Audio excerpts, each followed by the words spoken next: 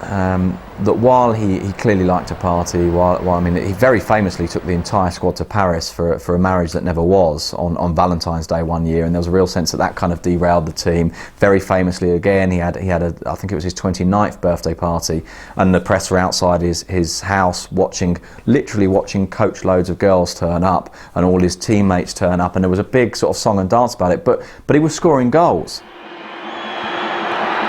Some players, Raul amongst them, kind of disliked his attitude towards training, but it was impossible to not like him as a man. There was a definite charm about it. And for as long as he was impossibly brilliant, it wasn't really held against him. But his off-field antics were beginning to catch up with him. In 2006, Ronaldo played in his 4th World Cup finals. But while he was as clinical as ever in front of goal, he was out of shape and lacking in pace. I think sometimes Ronaldo believed he didn't need to work as hard as the rest of us. He thought that maybe he could do in 2 days training what it took others to learn in 10 days, and usually he could. His goal against Ghana in the last 16 was his 15th in all World Cups, surpassing the record held by Gerd Müller for more than 20 years. But both Brazil and Ronaldo were no longer the force of old. I think it was overconfidence. Everyone thought it was already won. That's what the press thought in Brazil and the rest of the world. What the directors and every Brazilian thought. Because we had the magic quartet, it would simply be Brazil against the rest. And that's not how it works.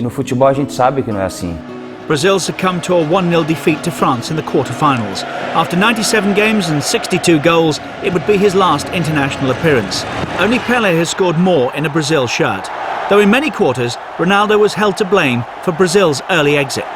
I think the criticism he's had during his career is only normal. He's had to live with it on a daily basis, because he's Ronaldo. He has to live with that commotion.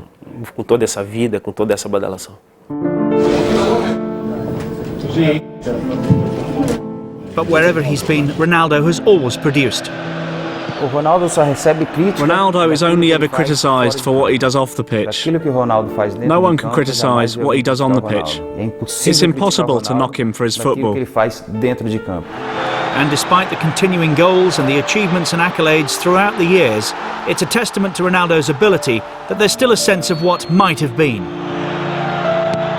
Sometimes you watch Ronaldo and you think, Cor, if you tried, you could have been the most incredible footballer ever. Ronaldo Luis Nazario da Lima, a striker touched with genius, truly a phenomenon.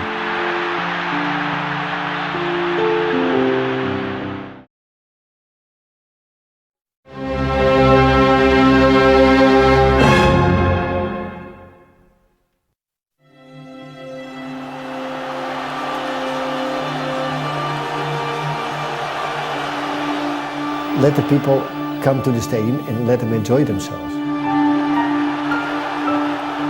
As long as you look at a certain way of playing, everybody can play. Getting the ball, treat the ball well, let it be your friend. When they saw us playing, everybody was happy. They just went home laughing. If you can laugh and enjoy yourself, it's one of the most important things there is.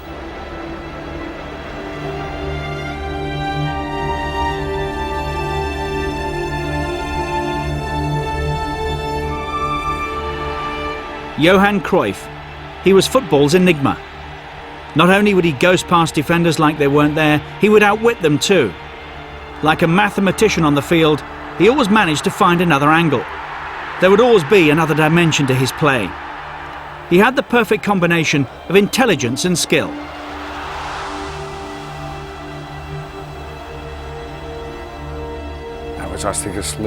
He was very intelligent and had an overview of the whole game. And there aren't many that have that ability. There were some, but he was on another level.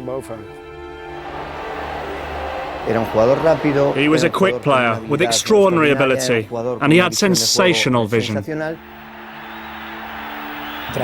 He made football into an art form, and Johan represented modernity, that winning spirit. He was special.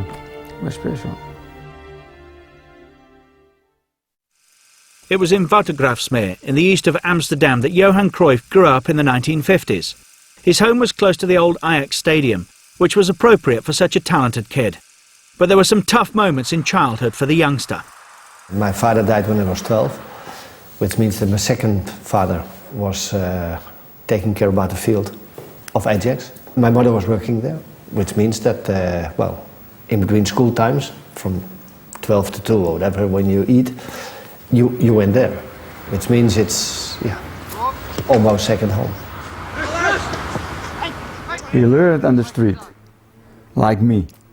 You know, most of the players from Ajax, we come from the street. He lived 500 meters from the stadium. He was like a son from us. He was a real Amsterdam boy, you know. He was a real man of Amsterdam. Then I was on the field and he was behind. He shoot the ball back to the trainers and he was always running and playing with the little guys. He was a small friend of all the players, you know. They were older, they just guide me in the good things and in the bad things. When I had a good game and I talked a little too much, it was like, shut up or we'll find you. The youngster, though, was something of a prodigy. Cruyff made his debut at the age of 17, scoring in his first match and making a name for himself on equal terms with the men he'd once seen as father figures. They were players for the first team, and of course they were the idols of all the young players at that stage.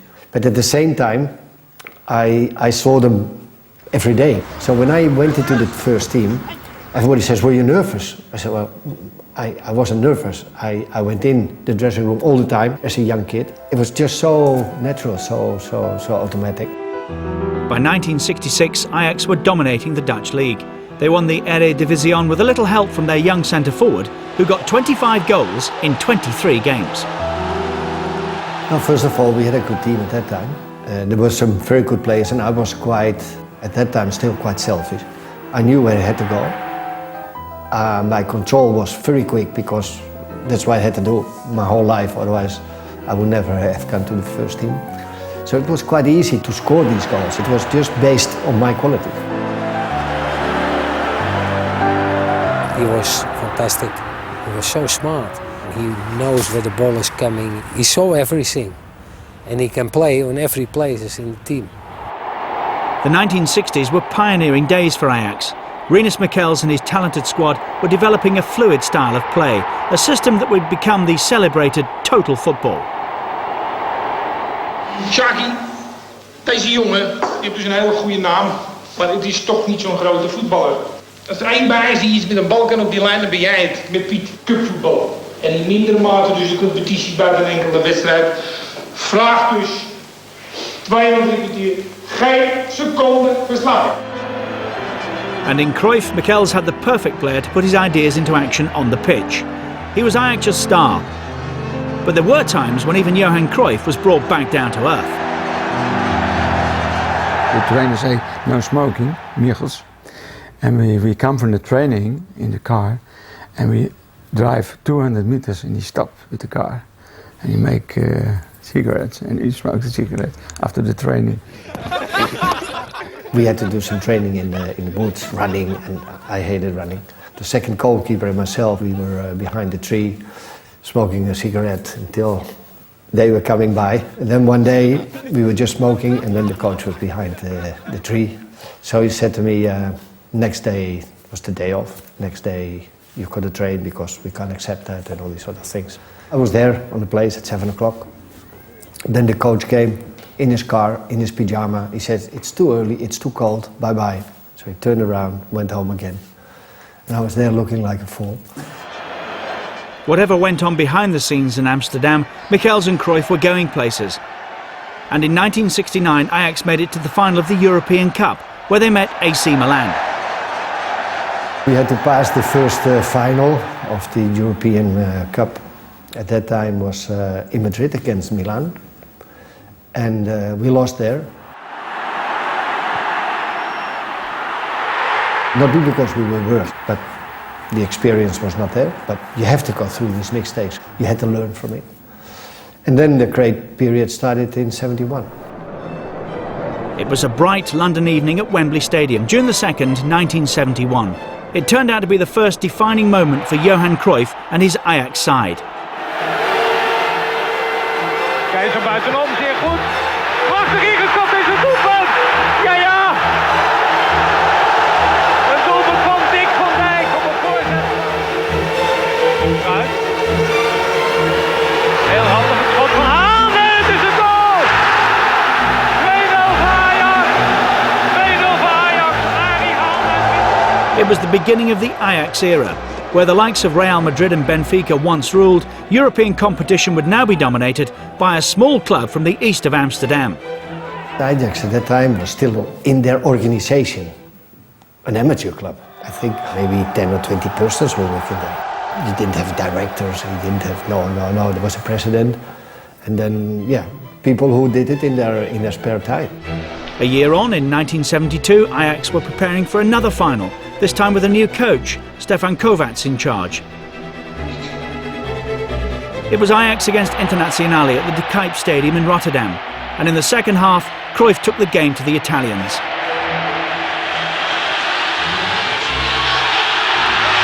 En ik was voor Cruyff de goal! Ja! Wat een wissel daar!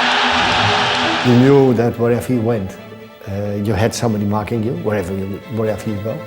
And it just was waiting for the moment to be alert, to do what you have to do. If you do something, he will react.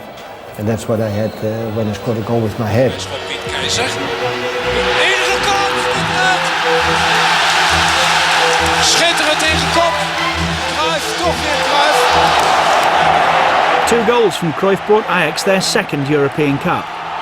They were now in a period of phenomenal success, and there was never any doubting who was the jewel in the crown. Johan was echt een leider. Johan was a natural-born leader. He was the driving force of Ajax and our team. He always had that in him, and this was very important to Ajax. Was ook heel belangrijk voor Ajax. It was Johnny Rep who scored the goal in 1973 that beat Juventus in Belgrade. 3 in a row for Ajax and Johan Cruyff. It was a fantastic achievement because I think, I don't know, not a lot of clubs did it. So you came into a select group of clubs within Europe. I play 7-8 years with him, and we win 3 times the European Cup together. And he was the best. But this was to be the last time that Cruyff would hold the European Cup as a player. Despite the celebrations, there were problems behind the scenes, which meant that Ajax's star had to move on. From the club on, there was no discipline. From nobody, not from the president to the players, not from the players to the coach, not from the coach to this. It was a pity because I think they could have held a few more years. You can get angry, that's what I did, and tried to keep these things together, but it was almost impossible after these 3 cups. So in 1973, the European Player of the Year, the best player in the world at the time, chose to sign for Barcelona. For the locals, the arrival of Cruyff and the impact he had was as good as a miracle. When Johan arrived here in Barcelona, the club was going through, let's say, a strange period. Even though we were playing well and had good players, we weren't winning anything. But when Cruyff arrived, in the footballing sense, it was like the Big Bang, which really reactivated the team. The transformation was not to go back and have a look what happens. No, go out there and just try to win and win. Barcelona at that time had some good players, but they didn't think like that. And the moment they start thinking like that, it was a very good team. Back then, Barcelona hadn't won the league for 14 years. The club and the city needed a saviour. I remember it all from the very first day he arrived. Barcelona was second from bottom and the first match was against Granada at home. We won 4-0 and Johan scored 2 goals and we didn't lose a single game until we were champions. That league of 73-74 was the best memory of my childhood. It was sensational. It was a season full of sensational moments, like the goal that Cruyff scored against Atletico Madrid, the phantom goal as it became known to Catalans, who'll remember that season for many reasons. I remember the goal he scored against Atletico Madrid and the 5-0 victory in the Bernabeu when we played with Mora and De Portero. Rivales del fútbol español, el Real Madrid y el Club de Fútbol Barcelona. Estrellas internacionales en los dos bandos. Necher en el... Real Madrid against Barcelona at the Bernabeu was perhaps the most famous match Cruyff ever played for Barcelona. It was fantastic for me as a player to play Madrid. It was such a huge thing, first to play in Bernabeu, and then if you saw the game, we played very well. Barcelona didn't just play well, they won 5-0.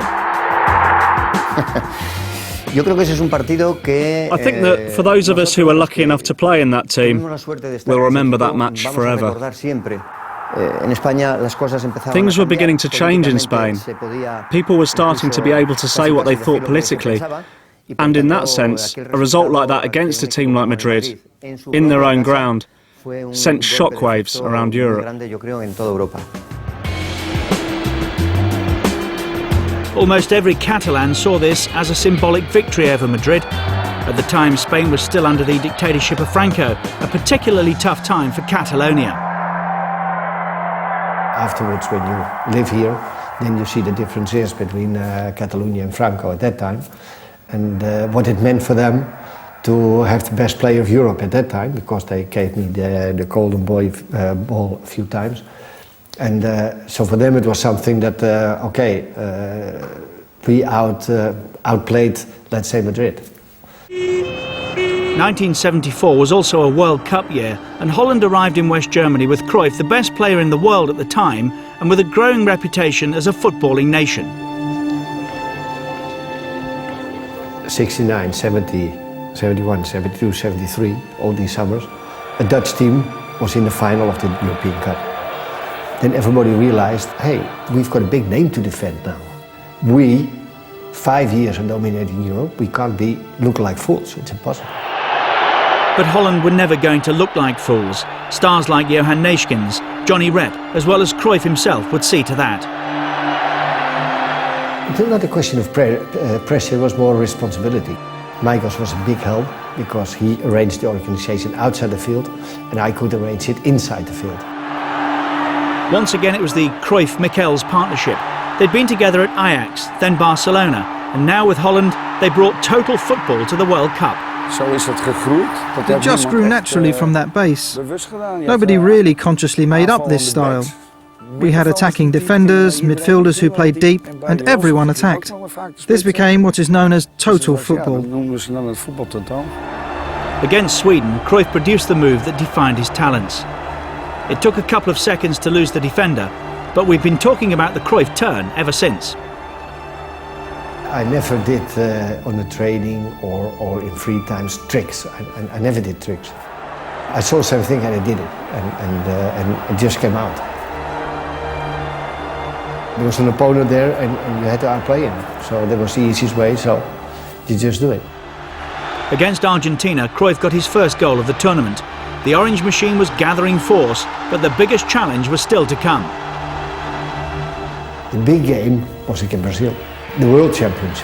That was really a game where everybody was focused.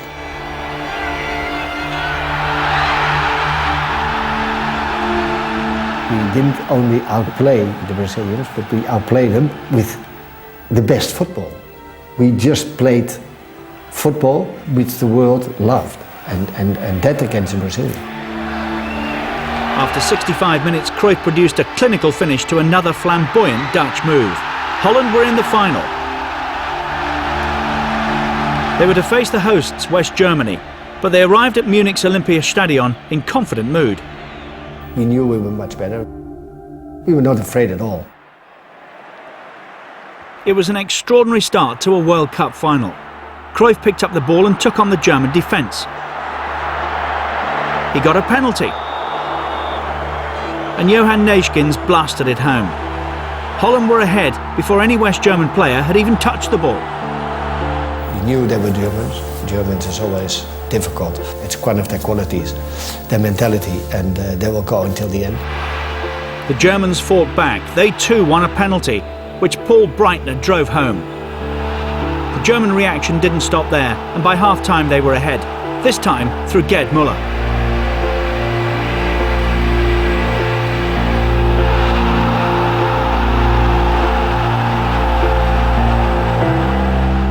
I think we played a little too confident, and we missed such a lot of chances. So we played quite well, but the details were not there, and you saw it in too many small different details. And one of the things were scoring the goals. So Cruyff and his Dutch team that had captured the imagination of so many finished as the losing finalists. We really had a great time there. It was just a shame we didn't win the final. We kind of forgot we had to win, which was a shame. Yeah, but like I said, maybe we were too confident. Yeah, that's a good expression. That's very good. He may have been on the losing side, but that team made a lasting impression on Dutch football. Cruyff and his side of 1974 were the inspiration for the generations that followed. It started with Cruyff, and yeah, he's like the godfather of Dutch football. When I was 10 or 9 or 11, playing on the streets, watching television, I saw Van Hanegem, I saw Jansen or Krol or Neeskens or Cruyff. And for me, that's the great Dutch generation.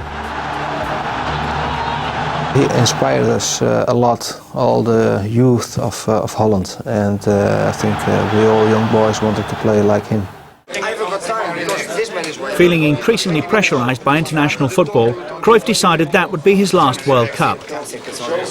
There was also an attempt to kidnap his family. I made the decision to stop in '78. And not I didn't mention it a month before or 2 months before. I said already 4 or 5 years before. I didn't go to the World Champion in '78 too because we had a problem at home. People who made an attack on us. So I said, hey, I'm in the wrong time. Too many crazy people. Let's calm down. In 1974, Cruyff was named the European Player of the Year for a third time, as he continued as Barcelona's star. For many, he's the most influential player the club has ever had. Johan revolutionised the city and the country. He transformed Barcelona and Catalonia because during his time here, he turned football into an art form. Johan was innovative and a breath of fresh air. It was an extraordinary feeling, and he touched a lot of people. After 5 years at Barcelona, 48 goals and 143 appearances, Cruyff retired from football for a short time, but he wasn't away for long. I went to the United States. It was a great experience. I learned there a lot of things, especially in managing and all these sort of things. Watch now as Johan Cruyff demonstrates